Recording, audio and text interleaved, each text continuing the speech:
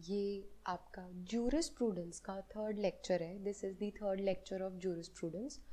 Jurisprudence के इसके पहले के दो लेक्चर्स में हमने फर्स्ट लेक्चर में तो हमने सिर्फ सब्जेक्ट का ओवरव्यू देखा था कि सब्जेक्ट क्या है, what is jurisprudence all about, jurisprudence का मीनिंग क्या होता है, जूरिस्प्रूडेंस में हम आगे क्या पढ़ने वाले हैं. जो लिस्ट ऑफ टॉपिक्स से मैंने आपको सारा समझाया था कि क्या लिस्ट ऑफ टॉपिक्स हैं, कि इस लिस्ट के अंदर क्या क्या चीज़ें हैं. जैसे हमने देखा कि it is all about various schools and the jurists who are the exponents of those schools.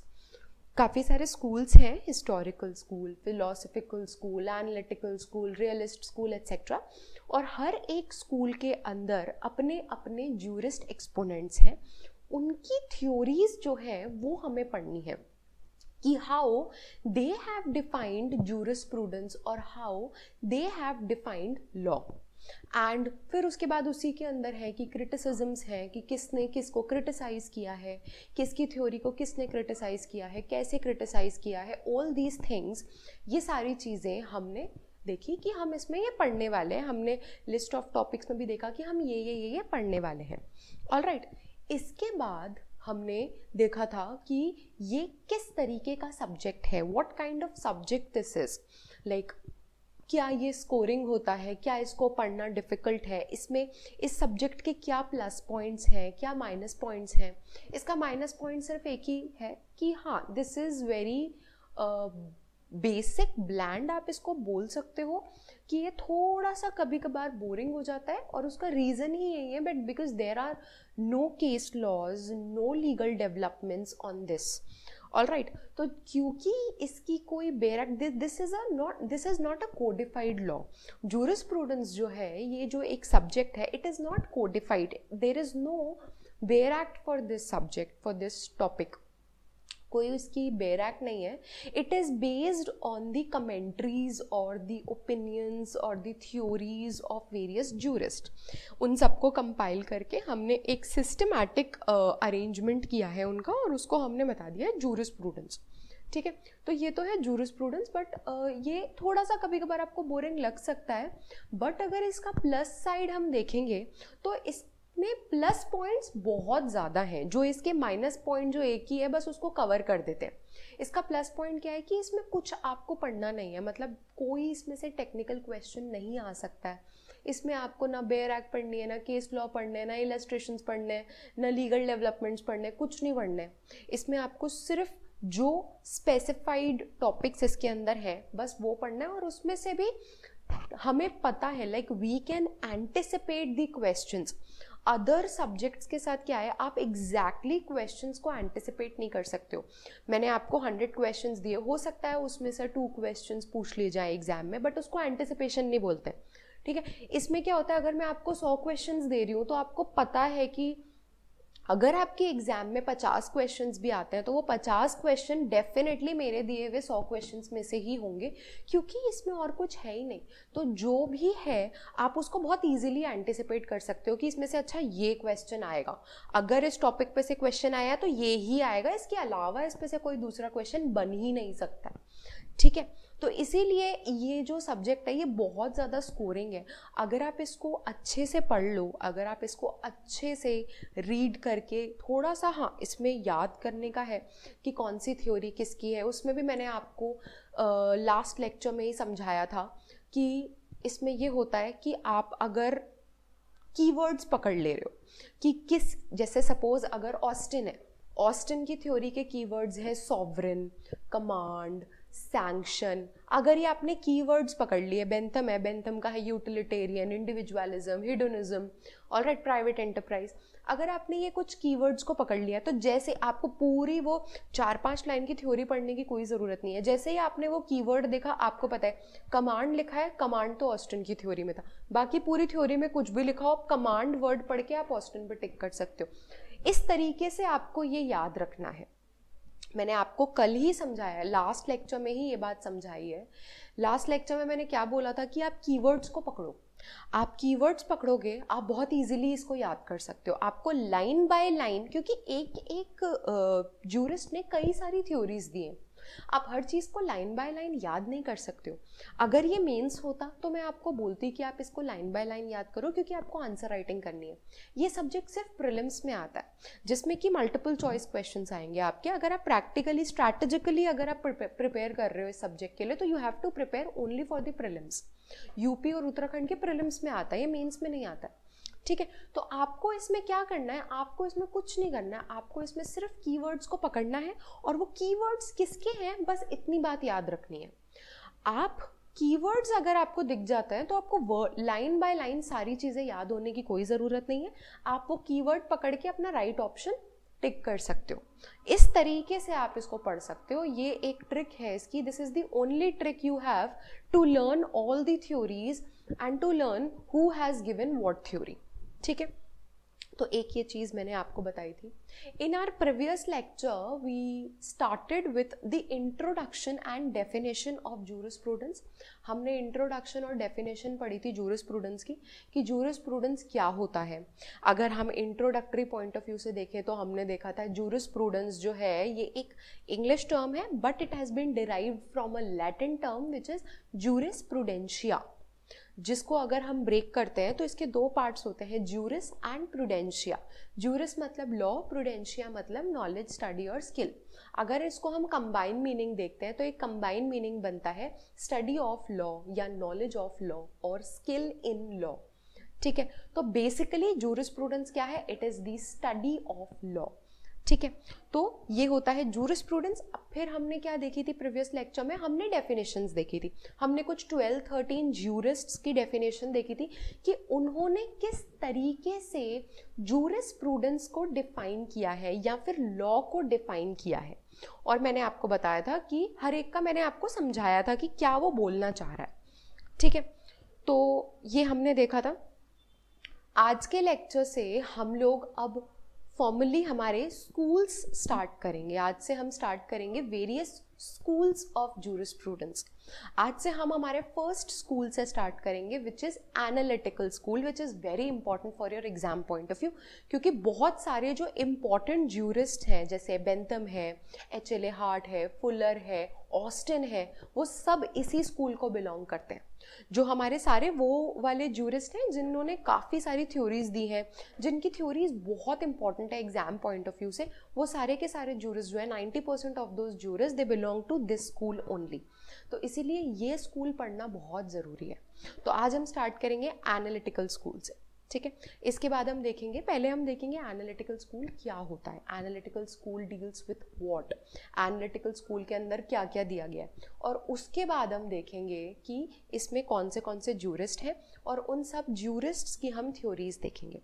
सबसे पहले हम देखेंगे बेंथम की, जेरेमी बेंथम जो है, उसके बाद हम देखेंगे ऑस्टिन की। आज के क्लास में हम लोग 2 जूरिस्ट की थ्योरीज देखेंगे और उसके बाद नेक्स्ट लेक्चर में हम आगे और जूरिस्ट के साथ इसको कंटिन्यू करेंगे, ठीक है। तो let's start with analytical school. We are going to deal with analytical school, जिसे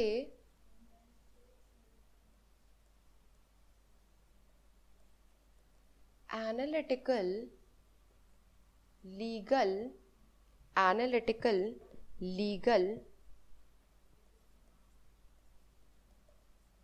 पॉजिटिविज्म भी बोला जाता है। एनालिटिकल लीगल पॉजिटिविज्म भी बोला जाता है। Analytical school, analytical legal positivism, अब ये क्या होता है पहले थोड़ा सा एक बैकग्राउंड समझ लेते हैं। एनालिटिकल का मीनिंग अगर आपको पता हो तो इट मीन्स एनालिसिस, ठीक है। एनालिसिस, जब भी हम किसी भी चीज़ को एनालाइज करते हैं, what do you mean by analysing something? Analysing is scrutinising something, ठीक है। किसी चीज़ को समझना, एक्चुअली प्रैक्टिकली किसी चीज़ को समझने को हम बोलते हैं एनालिसिस या एनालाइजिंग, ठीक है। तो एनालिसिस या analytical, it deals with practical phenomenon. ये फिलोसफिकल से पूरा हटके है। फिलोसफिकल में प्रैक्टिकल कुछ चीज़ नहीं होती है। फिलोसफिकल क्या होता है? फिलोसफिकल का मतलब है totally based on philosophy. Philosophy होती है ideas, the perspectives of the philosophists. ठीक है, तो it is based on their mind, not what the actual scene is. Philosophy कभी भी एक्चुअल नहीं हो सकती है. It is all based up, it is all made up. ठीक है, बट एनालिसिस क्या होता है, जो चीज एक्चुअली एग्जिस्टिंग है उसको एज इट इज, जो जैसा है उसको वैसा ही एनालाइज करना, ये होता है एनालिटिकल या एनालिसिस. जो जैसा है उसको वैसे ही एनालाइज करना होता है एनालिसिस करना. ठीक है, तो इसीलिए इसको हम बोलते हैं it is more practical in nature. और इसीलिए यहाँ पे the word positivism has been added.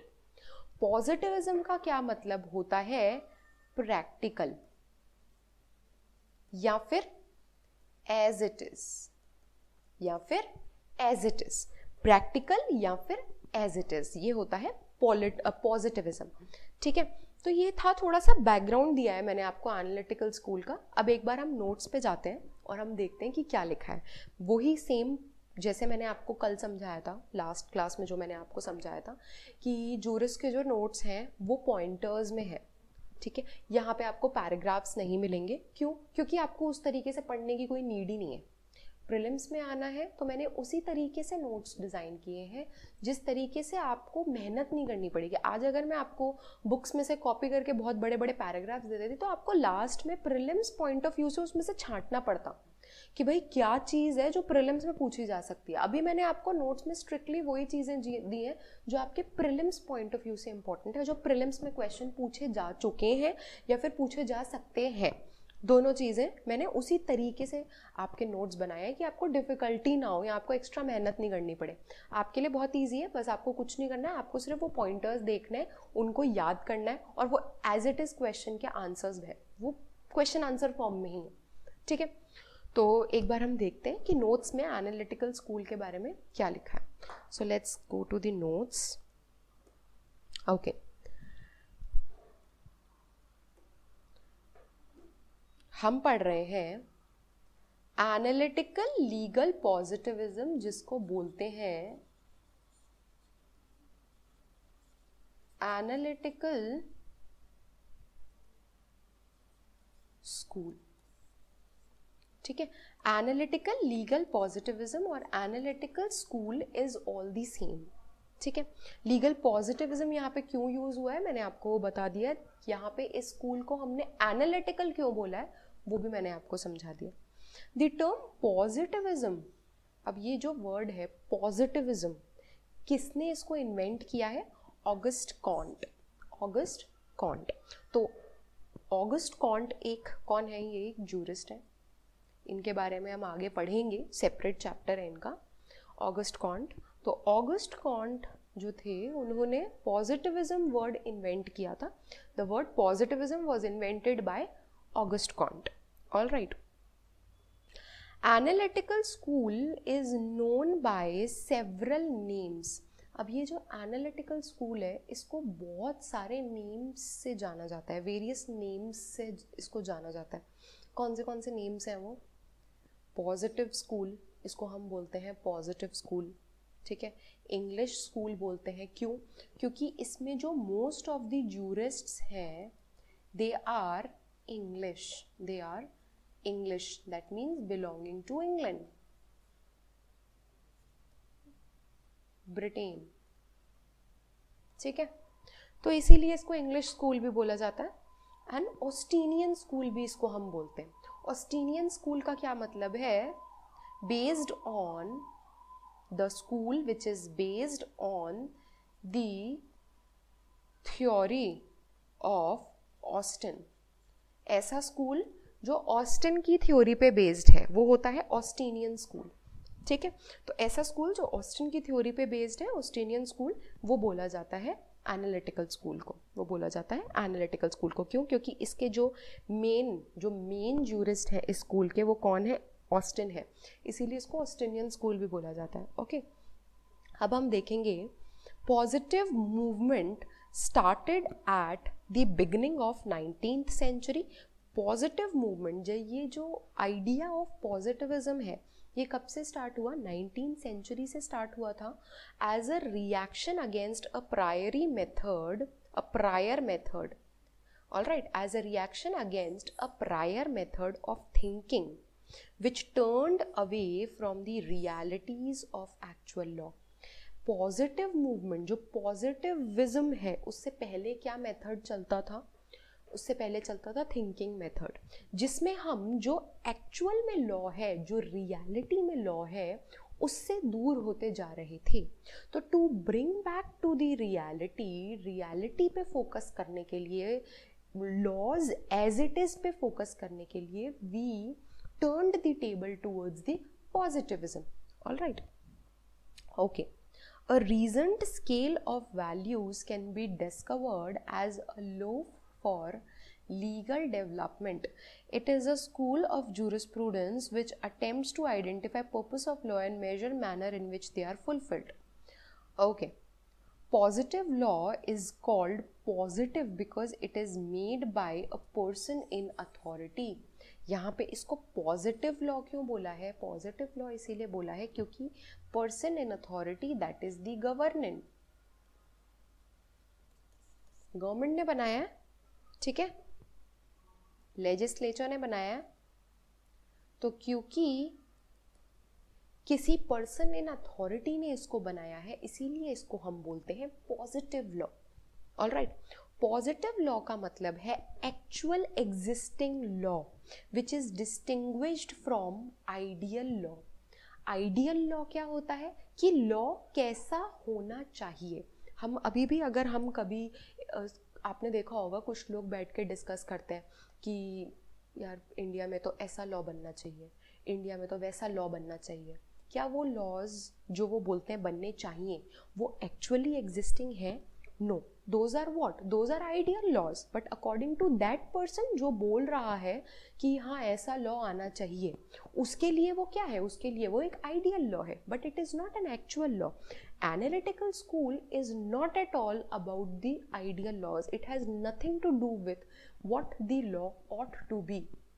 It only focuses on the actual law. It only focuses on the laws as it is and not as it ought to be. जैसे होने चाहिए उस पे focus नहीं करता है, जैसे है उस पे फोकस करते हैं. इसीलिए इसको हम एनालिटिकल स्कूल बोलते हैं. ठीक है, तो ये है इसके पीछे की theory. According to this school, custom is a source of law and it is itself not a law. यहाँ पे इसने कस्टम को बोला है कि कस्टम लॉ नहीं होता है. कस्टम क्या है? कस्टम सिर्फ एक सोर्स ऑफ लॉ है. हमने कई लॉज ऐसे हैं जो हमने कस्टम में से निकाले हैं. मतलब कोई ऐसी प्रैक्टिस जो बहुत टाइम से चलती आ रही है by a society, a group of people और दी सोसाइटी उसको बहुत टाइम से किसी प्रैक्टिस को फॉलो करती आ रही है, तो हमने उस कस्टम को क्या कर दिया? उसको कोडिफाई करके लॉ बना दिया है. तो ये क्या है? कस्टम. कस्टम सिर्फ एक सोर्स ऑफ लॉ है. बट क्या किसी कस्टम को हम लॉ बोल सकते हैं? नो. कस्टम अपने आप में कभी भी लॉ नहीं होता है, कस्टम को लॉ बनाया जाता है. तो custom is just a source of law but it is not itself a law. Alright, it is just a practice which is being followed from time immemorial by a particular section of the society or the whole society. All right. Law is a product of state and command of the sovereign. Law क्या है? Law mixture है state और command का. State और command का जो mixture होता है वो होता है law. ये सब इस स्कूल के लोगों ने बोला है. ठीक है. Statute is a typical law.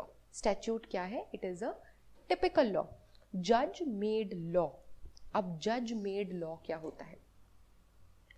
जज मेड लॉ, जज मेड लॉ से आपको पहले, तो इसको हम बाद में देखेंगे, पहले आप खुद से सोच के देखें जज मेड लॉ क्या होता है. वो लॉ जो जजेस बनाते हैं, वो लॉ जो जजेस बनाते हैं वो होता है जज मेड लॉ. अब क्या पॉजिटिविस्ट को लगता है, क्या एनालिटिकल स्कूल के लोगों को लगता है कि हाँ जजेस भी लॉ बना सकते हैं? Let's see. पॉजिटिविस्ट जो हैं वो ये बात डिनाई नहीं करते हैं कि जजेस भी लॉ बना सकते हैं, It is only incorporated in precedent statutes of custom that it imparts a quality of law to a percept.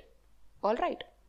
According to Friedman, अब फ्राइडमैन ने क्या बोला है? फ्राइडमैन जो है, आप ये मैं एक आपको एक ट्रिक बता रही हूँ. फ्राइडमैन जो है, ये जहाँ भी आपका फ्राइडमैन का नाम दिखेगा 90% ऑफ द टाइम जितने भी क्रिटिसिजम्स होते हैं वो फ्राइडमैन ने दिए होते हैं. तो ये जो फ्राइडमैन है मोस्टली क्रिटिसाइज ही करते हैं सिर्फ. ये एक ऐसे जूरिस्ट हैं जिन्होंने सबसे ज़्यादा थ्योरीज को क्रिटिसाइज किया है. तो आपको सिर्फ एक याद करने की एक तरीका है कि अगर आपको याद नहीं आ रहा है कि इसको किसने क्रिटिसाइज किया है तो 90% चांसेस है कि उसका आंसर फ्राइडमैन ही होता है. ठीक है, तो प्लीज़ आप एक बार ये चीज़ याद रखिएगा कि सबसे ज़्यादा क्रिटिसिजम्स जो है वो फ्राइडमैन ने दिए हैं. यहाँ पे क्या बोला है? एक एनालिटिकल लॉयर जो होता है वो पॉजिटिविस्ट होता है. He is not concerned with the ideals. He takes law as a given matter created by the state whose authority he does not question. Friedman क्या बोलता है? एक एनालिटिकल लॉयर जो होता है वो कौन होता है? वो एक पॉजिटिविस्ट होता है. वो कौन होता है? वो एक पॉजिटिविस्ट होता है. वो कभी भी इस बात से कंसर्न नहीं होता है कि आइडियल लॉ क्या होगा. उसे जो लॉ दिया जाता है वो उसको एज इट इज एक्सेप्ट करता है और वो उसको ऐसे कंसिडर करता है कि ये उसे ऐसे स्टेट ने दिया है हु इज़ इन अथॉरिटी और जिसकी बात को आप डिसोबे नहीं कर सकते हो. तो आप क्योंकि उसकी बात को डिसोबे नहीं कर सकते हो तो आप उस लॉ पे क्वेश्चन नहीं उठा सकते हो. आपको कोई फर्क नहीं पड़ेगा कि आइडियल लॉ क्या होना चाहिए. आपको उसी लॉ को ओबे करना है जो आपको उस सॉवरेन अथॉरिटी ने दिया है, उस स्टेट ने दिया है. ठीक है, तो ये बात बोली है फ्राइडमैन ने अबाउट एनालिटिकल स्कूल, जो कि सच है. ठीक है, अब हम जाते हैं. अब अभी तक आपको ये समझ आ गया होगा कि एनालिटिकल स्कूल क्या है, एनालिटिकल स्कूल किस चीज़ पे बेस्ड है, किस थ्योरी पे बेस्ड है, सारी चीज़ें मैंने आपको बता दी.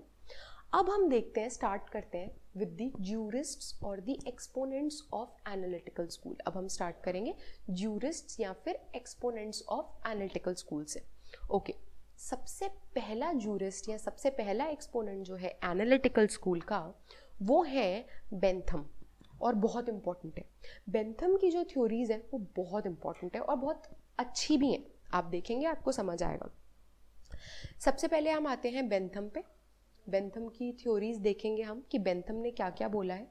बेंथम वॉज इन इंग्लिश, जैसे कि ऊपर हमने पढ़ा कि एनालिटिकल स्कूल को कई बार इंग्लिश स्कूल भी बोला जाता है. एनालिटिकल स्कूल को कई बार क्या बोला जाता है? इंग्लिश स्कूल भी बोला जाता है. ठीक है, क्यों? क्योंकि वो एक इंग्लिश थे. कई सारे जूरिस्ट जो हैं वो सारे इंग्लिश होते हैं, तो इसीलिए एनालिटिकल स्कूल को इंग्लिश स्कूल बोल दिया जाता है. वैसे ही बेंथम भी एक इंग्लिश है. इनका जो पीरियड था वो था 1742 से लेके 1832 तक. इनके वर्क्स मतलब इनकी बुक्स के क्या क्या नेम्स हैं, इन्होंने कौन सी बुक्स लिखी हैं. यहाँ पे जहाँ पे भी आपको नोट्स में वर्क्स मिलेगा उसका मतलब है उनकी बुक्स, उनकी कमेंट्रीज, उनके पेपर्स एट्सेट्रा. ठीक है. ऑफ लॉज इन जनरल, ये जो नाम है ऑफ लॉज इन जनरल, ये बेंथम की बुक है. या फिर the limits of jurisprudence defined, the limits of jurisprudence defined, ये किसने लिखी है? बेंथम ने लिखी है. Introduction to the principles of morals and legislations, introduction to the principles of morals and legislation, ये किसने दी है? ये किसने लिखी है? बेंथम ने लिखी है. All right. इसके बाद हम आते हैं कि बेंथम ने लॉ को कैसे डिफाइन किया है भाई. अब हम ये देखेंगे कि what definition has Bentham given to law. Law ने बेंथम ने लॉ को कैसे डिफाइन किया. All right. कैसे डिफाइन किया है कि लॉ इज एन असेंबलेज, मतलब एन असेंबली, एन अरेंजमेंट. ठीक है. Of what? Of science, signals, declarative of a violation conceived or adopted by a sovereign in a state concerning the conduct to be observed in certain case by a certain person or class who in the question are supposed to be subject to his power, all right. okay, अब समझते हैं इसको. Bentham ने क्या बोला है? Bentham बोलते हैं कि लॉ क्या है? Law is an assembly. Law is an assembly of science declarative of a violation conceived or adopted by sovereign. इसके violation के बारे में किसने बोला है? sovereign ने बोला है. in a state, एक state के अंदर concerning the conduct to be observed, और ये violation किस चीज़ के violation की हम बात कर रहे हैं? ऐसे कंडक्ट की जो सॉवरेन ने बनाया है कि भाई एक सर्टेन पर्सन को सर्टेन केस में या फिर क्लास ऑफ पर्सन्स को इस सर्टेन केस के अंदर किस तरीके से कंडक्ट करना है, और अगर आप उस कंडक्ट का वायलेशन करते हो तो इसके लिए क्या पनिशमेंट है, ये भी सॉवरेन ने बोली है. Are suppose to subject to his power. सारी चीजें क्या है कि वायलेशन के बाद क्या पनिशमेंट है? Everything is in his power, sovereign के पावर में है, यही चीज बोली है. और ये अगर आप थोड़ा सा इसको लॉजिकली समझेंगे तो बेंथम की जो डेफिनेशन है it is very practical in nature. उसने वही बोला है जो अभी होता है. लेजिस्लेशंस बनाते हैं, और लेजिस्लेचर क्या है? सॉवरेन अथॉरिटी है, सुपीरियर अथॉरिटी है. लॉ मेकिंग के केस में अगर हम बोलेंगे तो क्या होता है? वो लॉज बनाते हैं, और अगर उस लॉ को आप वायलेट करते हो, उस लॉ को आप डिसओबे करते हो, तो आपको उसके लिए क्या मिलता है? अगर सपोज एक लॉ बनाया गया है आईपीसी में बोला गया है कि आपको किसी की किलिंग नहीं करनी है वरना आप पे मर्डर के चार्जेस लगेंगे, बट अगर आप उसको वायलेट करते हो तो you will be punished for murder. और ये किसके पावर में है? लेजिस्लेचर के पावर में है.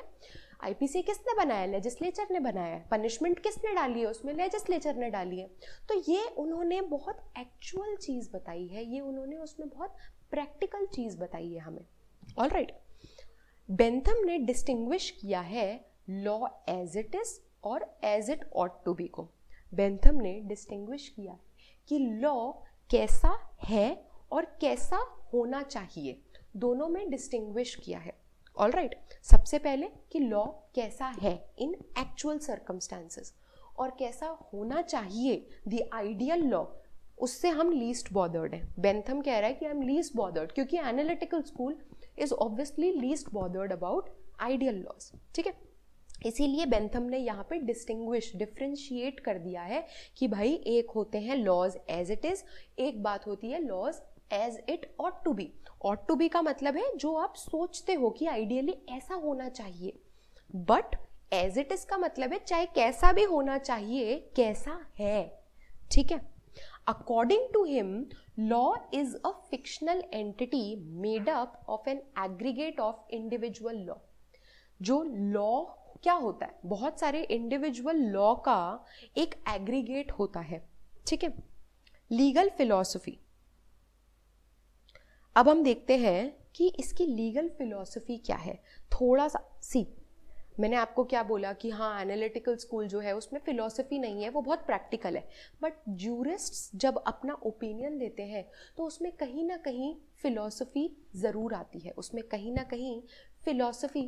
आती है, तो इसीलिए हम देखते हैं कि बेंथम की लीगल फिलॉसफी क्या है. All right. तो हम देखते हैं बेंथम ने क्या बोला है, क्या लीगल फिलॉसफी है बेंथम की.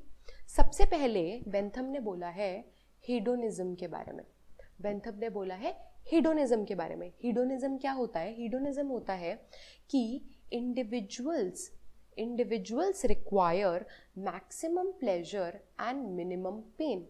इसने क्या फिलॉसफी दी है कि इंडिविजुअल्स जो होते हैं, जो सोसाइटी के लोग हैं, उन्हें क्या चाहिए? उन्हें ज़्यादा से ज़्यादा खुशी, ज़्यादा से ज़्यादा प्लेजर, ज़्यादा से ज़्यादा सैटिटी चाहिए, ज़्यादा से ज़्यादा हैप्पीनेस चाहिए, एंड कम से कम पेन चाहिए, कम से कम पनिशमेंट चाहिए, कम से कम इंजरी चाहिए, ठीक है। तो इसको इन्होंने नाम दिया है इंडिविजुअलिज्म, इसको इन्होंने नाम दिया है इंडिविजुअलिज्म। दूसरा इन्होंने क्या फिलॉसफी बताई है, यूटिलिटेरियन इंडिविजुअल, दूसरी इन्होंने फिलॉसफी बताई है यूटिलिटेरियन इंडिविजुअल। अब यूटिलिटेरियन इंडिविजुअल क्या होता है, law will permit only those human, law सिर्फ उसी ह्यूमन एक्शन को परमिट करेगा जो मैक्सिमम प्लेजर देता है और मिनिमम पेन देता है। यूटिलिटेरियन इंडिविजुअल का क्या मतलब होता है, यूटिलिटेरियन इंडिविजुअल का मतलब होता है सिर्फ ऐसा ह्यूमन एक्शन परमिटेड है हमारे लॉज के अंदर। हमारा लॉ क्या कहता है कि हमारे लॉ के अंदर क्या चीज़ लिखी गई है कि जो ह्यूमन एक्शन होना चाहिए, जो ह्यूमन कंडक्ट होना चाहिए, वो ऐसा होना चाहिए कि maximum pleasure and minimum pain मिलना चाहिए। ये होता है यूटिलिटेरियन इंडिविजुअल, बेस्ट यूटिलिटी, ठीक है। End of legislation, greatest happiness of the greatest number of people. End of legislation का मतलब है द ऑब्जेक्टिव एंड। यहाँ पे एंड का जो मतलब है वो एंड, दी एंड वाला एंड नहीं है, खत्म वाला एंड नहीं है, यहाँ पे है एंड्स ऑफ, यहाँ पे इट शुड बी एंड्स, ठीक है। एंड्स का मतलब है जो आप अचीव करना चाहते हो, दी अल्टीमेट एम, वो होता है एंड्स। तो एंड्स का यहाँ पे मतलब है ऑब्जेक्टिव और एम और गोल, जिसको हम बोलेंगे गोल। तो किसी भी लेजिस्लेशन का जो अल्टीमेट गोल, जो अल्टीमेट ऑब्जेक्टिव, अल्टीमेट एम होता है, वो क्या होता है कि ज़्यादा से ज़्यादा लोगों की ज़्यादा से ज़्यादा हैप्पीनेस, ठीक है। ये सारी बेंथम की फिलॉसफीज़ हैं जो हम पढ़ रहे हैं, ठीक है। इसके बाद बेंथम ने बोला है यूटिलिटी के बारे में। यूटिलिटी क्या होती है, यूटिलिटी होती है a property or tendency of a thing to prevent some evil and produce some good, ठीक है। It is the tendency, किसी भी चीज़ की टेंडेंसी किसी evil को प्रिवेंट करने की, कम करने की, कंट्रोल करने की, और किसी अच्छी चीज़ को प्रोड्यूस करने की, ज़्यादा से ज़्यादा करने की, ये होती है यूटिलिटी। किसी भी, हम क्यों बोलते हैं कि you should utilize the time, हमारा टाइम है तो हमें उसको यूटिलाइज करना चाहिए, टाइम की यूटिलिटी होनी चाहिए। यूटिलाइज करने का क्या मतलब है कि पूरे टाइम हम ऑल द टाइम हम डिस्ट्रक्टिव चीज़ें करते रहें, no. Proper utility of time का मतलब है ज़्यादा से ज़्यादा प्रोडक्टिव चीज़ करना। तो यहाँ पे भी यूटिलिटी का मतलब है ज़्यादा से ज़्यादा ईविल को प्रिवेंट करना, कम करना, और ज़्यादा से ज़्यादा गुड को प्रोड्यूस करना। All right, okay. Nature has placed a man under the empire of sovereign of pain and pleasure. Nature ने मैन को कहाँ पे प्लेस किया है, सॉवरन के पेन और प्लेजर के अंदर, एम्पायर के अंदर प्लेस किया है। ऑल राइट, अब देखते हैं क्रिटिसिज्म। मैंने आपको क्या बताया, ज़्यादा से ज़्यादा बार कौन क्रिटिसाइज़ करते हैं, फ्राइडमैन क्रिटिसाइज़ करते हैं। यहाँ पे बेंथम की थ्योरी को भी किसने क्रिटिसाइज़ किया है, बेंथम की थ्योरी को क्रिटिसाइज़ किया है फ्राइडमैन ने। बेंथम की थ्योरी को क्रिटिसाइज़ किया है फ्राइडमैन ने, ठीक है।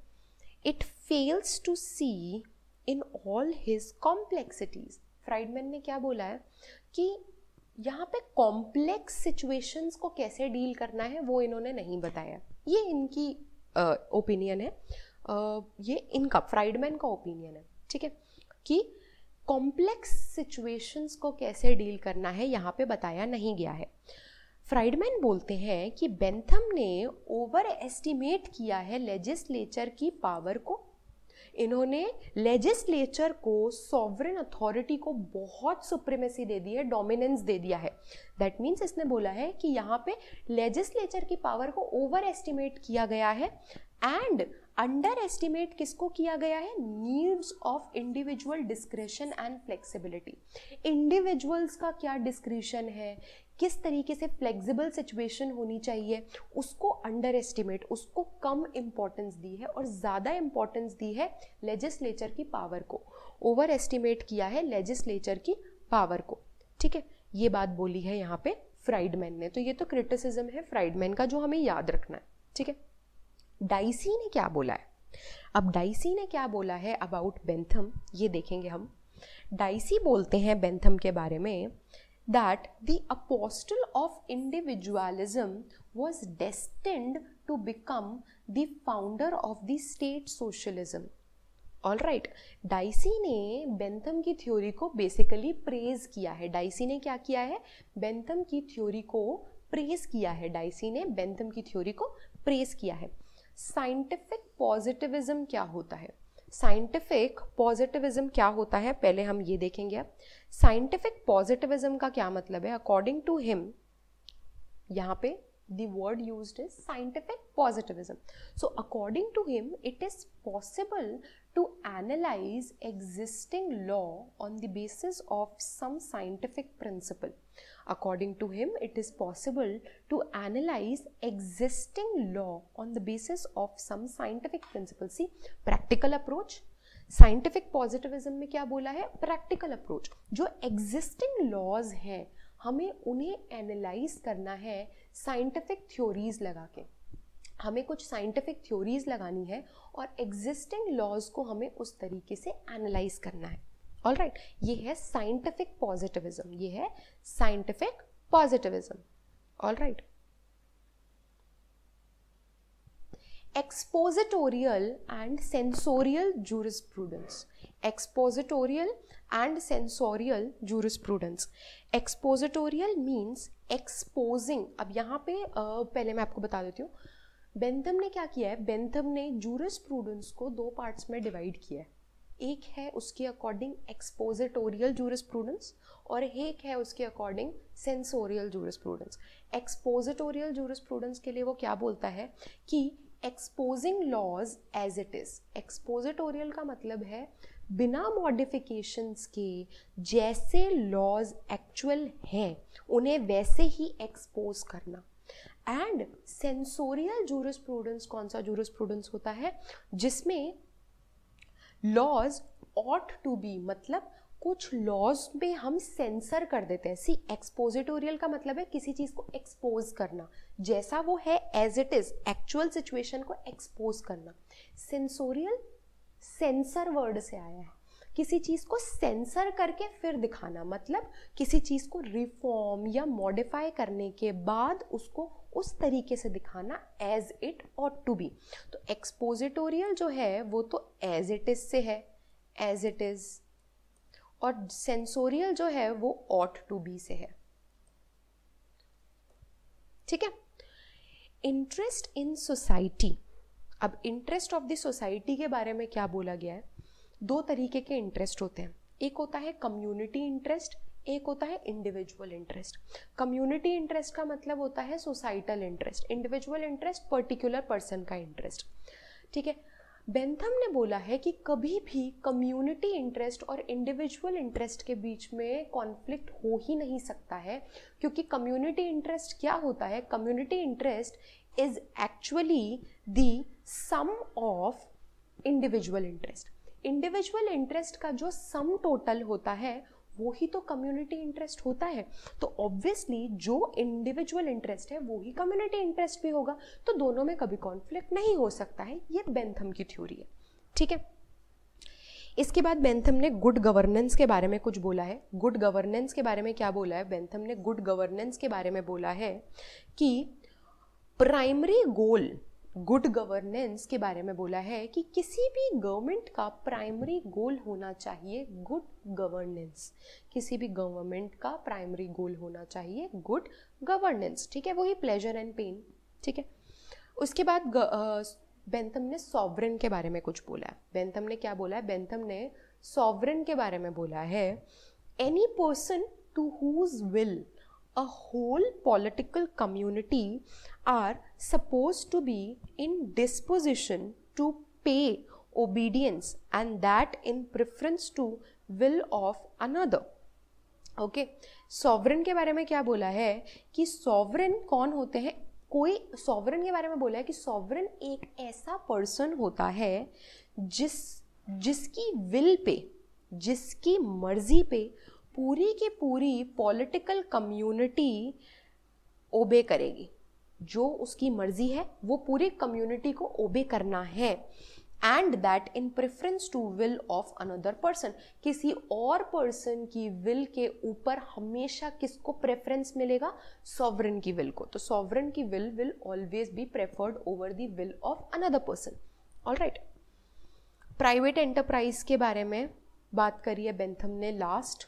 प्राइवेट एंटरप्राइज के बारे में क्या बोला है, Bentham supported private enterprises and laissez faire economy.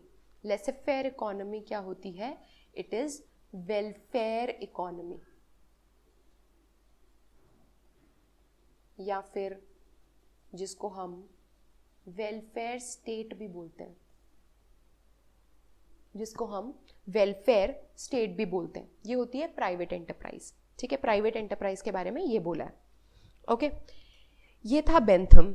हमने बेंथम के बारे में देखो कितनी सारी चीज़ें पढ़ ली कि बेंथम ने क्या बोला, बेंथम की क्या आइडियोलॉजी है। मैंने आपको सारी चीज़ें लॉजिकली बहुत अच्छे से एक्सप्लेन करी है ताकि आपको याद करने में डिफिकल्टी ना हो। ठीक है, अब हम चलेंगे हमारे second jurist, second exponent of analytical school, जो है John Austin.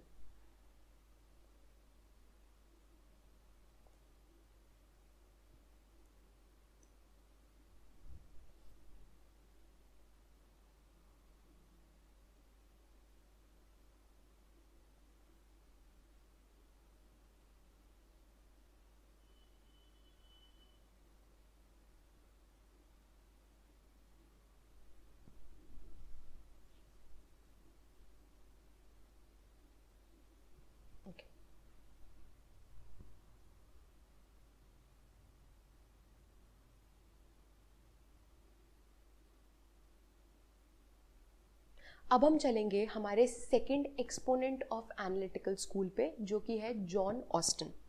John Austin the main character, main jurist of analytical school, इसीलिए इनके नाम पे पूरे स्कूल का नाम है। एनालिटिकल स्कूल को ऑस्टियन स्कूल भी बोला जाता है, इनके नाम पे पूरे स्कूल का नाम है। एनालिटिकल स्कूल के मेन ज्यूरिस्ट हैं John Austin. Alright, he was known as the father of English jurisprudence। इनको क्या बोला जाता है, इनको बोला जाता है father of English jurisprudence, father of English jurisprudence। क्यों? क्योंकि English jurisprudence जो है उसमें सबसे ज़्यादा थ्योरीज जो है वो ऑस्टिन की है, सबसे ज़्यादा थ्योरीज जो है वो ऑस्टिन की है, और सबसे ज़्यादा प्रैक्टिकल और ऑपरेटिव थ्योरीज भी होती है ना जो वो ऑस्टिन की होती हैं। सबसे ज़्यादा थ्योरीज ऑस्टिन की है, इसीलिए इनको फादर ऑफ इंग्लिश जूरिस्प्रूडेंस बोला जाता है। ओके, थोड़ी सी इनकी अब हम बैकग्राउंड देखते हैं। He served in army, he was an army person. ठीक है, जब लंदन यूनिवर्सिटी फाउंड हुई थी, when the London university was founded, he was appointed as the professor of jurisprudence. जब लंदन यूनिवर्सिटी फाउंड हुई थी तो सबसे पहले प्रोफेसर ऑफ जूरिस्प्रूडेंस जो थे वो कौन बने थे, जॉन ऑस्टिन।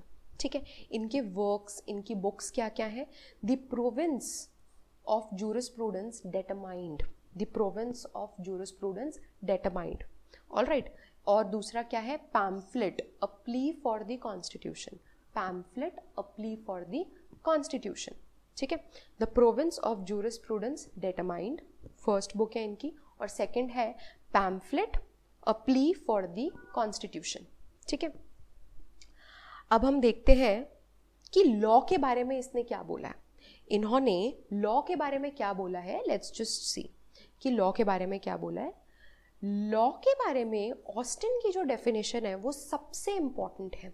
ठीक है, law is what, law is command of the sovereign backed up by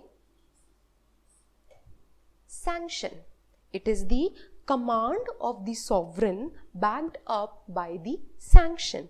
Command of the sovereign which is backed up by the sanction. ठीक है, अब हम देखते हैं, पहले एक बार और समझा देती हूँ मैं आपको कि law according to Austin law क्या है। अकॉर्डिंग टू ऑस्टिन लॉ क्या है, लॉ सॉवरेन का कमांड है जिसके लिए सैंक्शन दिया जाता है। सॉवरेन हमारी जो सुप्रीम अथॉरिटी होती है, सॉवरेन अथॉरिटी है, उसका कमांड है, उन्होंने कुछ कमांड दिया है, वो है लॉ। और अगर आप उस कमांड को डिसोबे करते हो तो उसके लिए है सैंक्शन। सैंक्शन से यहाँ मतलब है पनिशमेंट। सैंक्शन से यहाँ मतलब है पनिशमेंट। तो अगर आप उस कमांड को डिसोबे करते हो, फॉलो नहीं करते हो, तो उसके लिए क्या है, उसके लिए है सैंक्शन, उसके लिए है सैंक्शन। ओके, तो ये तो है लॉ अकॉर्डिंग टू ऑस्टिन, ये है law according to Austin. Types of laws, ठीक है, टाइप्स ऑफ लॉज। तो ऑस्टिन ने कुछ टाइप्स ऑफ लॉ बताए हैं। ऑस्टिन ने कुछ टाइप्स ऑफ लॉ बोले हैं कि सब लोग डिफरेंशिएट कर रहे हैं लॉ को किसी ना किसी तरीके से। तो लेट्स जस्ट सी कि क्या होता है। तो types of law, properly so called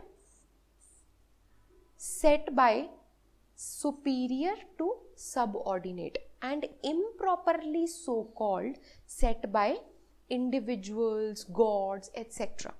ठीक है, तो टाइप्स ऑफ लॉज में दो तरीके के लॉज हैं। यहाँ टाइप्स ऑफ लॉ में क्या है, टाइप्स ऑफ लॉ में दो तरीके के लॉ हैं अकॉर्डिंग टू ऑस्टिन। एक होते हैं प्रॉपरली सो मेड, एक होते हैं improperly so made. Properly so made कौन से लॉज होते हैं, जो सुपीरियर्स ने बनाए हैं, और इम्प्रॉपरली वाले कौन से होते हैं, जो इंडिविजुअल्स एक्सेट्रा अपने आप बनाते हैं। ठीक है, ब्रॉड, अब देखो इसमें क्या होता है मैं बताती हूँ आपको। ऑस्टिन ने बोला है कि लॉ बेसिकली दो तरीके का होता है, divine law and human law.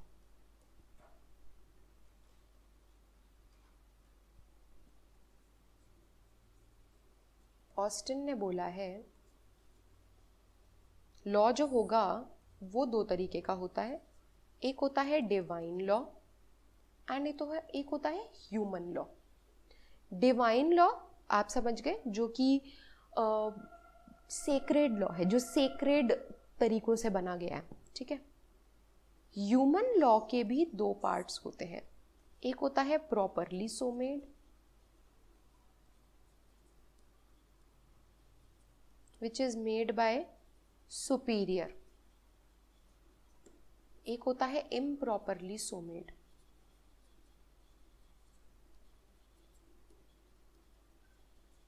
made by a class of individuals।